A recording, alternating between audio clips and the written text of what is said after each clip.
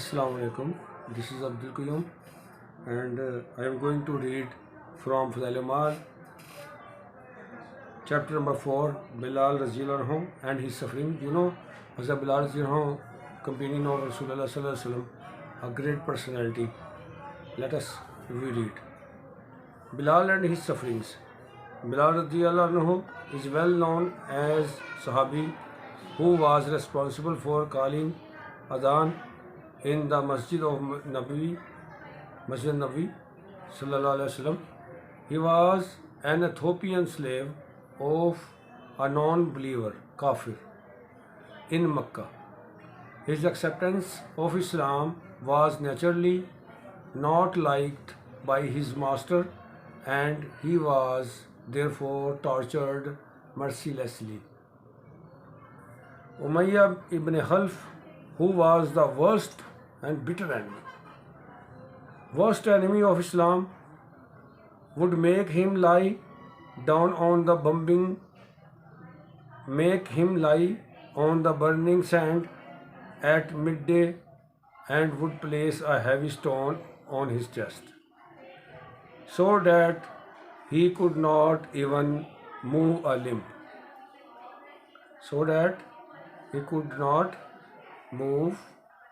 limb. He would then say to him, "Renounce Islam or die in this condition." Even under these tortures, Bilal anhu would say, "Ahad, Ahad, the one, Allah." Qul huwa Allahu ahad. He was whipped at night, and with the cuts thus received, made to lie on the burning sands during the day to make him either forsake Islam or to die a slow death from wounds. The torturers would get tired and take turns, Abu Jahl, Umayyah, and others. These were the worst enemy of Rasulullah sallallahu alaihi wasallam, Muslims, and compete with one another in giving more and more painful punishment. But Bilal anhu would not yield. At last, Abu Bakr anhu bought his freedom. Who bought? Hazrat Abu Bakr anhu. Great, mashallah. Hazrat Abu Bakr was very great, one of the greatest companion of Rasulullah sallallahu alaihi wasallam. Bought his freedom and he became a free Muslim. Note: Islam taught clearly the oneness of the Almighty Creator, while the idolaters of Makkah believed in many gods and goddesses with minor godlings. Therefore, Bilal repeated, "Ahad, the one, Ahad, the one." This shows his love and devotion to Allah Ta'ala. Allah Ta'ala was so dear to him that no amount of torture could distract him from reciting his name. It is said that in addition to other tortures, the boys of Makkah would drag him in the streets with his words "Ahad, Ahad" ringing in their ears. Look how Allah Ta'ala rewarded his determination. Hazrat Bilal was rewarded. Then Hazrat Bilal rewarded by Allah, mashallah. He was to have the honor of being responsible for calling Adhan for Rasulullah sallallahu alaihi wasallam. He was always to remain with him at home and abroad to call out the Adhan for Salah, prayer.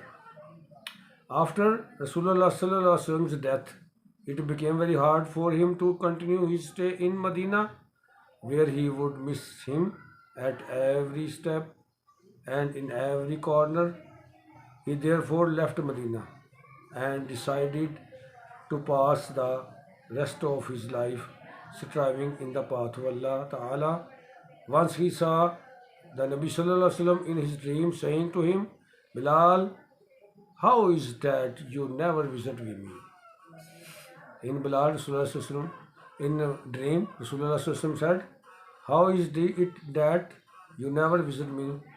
No sooner did he get up than he set out for Medina.